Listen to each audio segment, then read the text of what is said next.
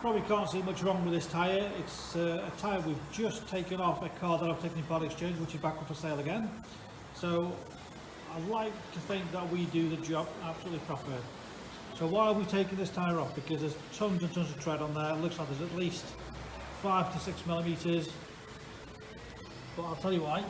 So on close inspection, as you can see, it's actually starting to crack between the tread,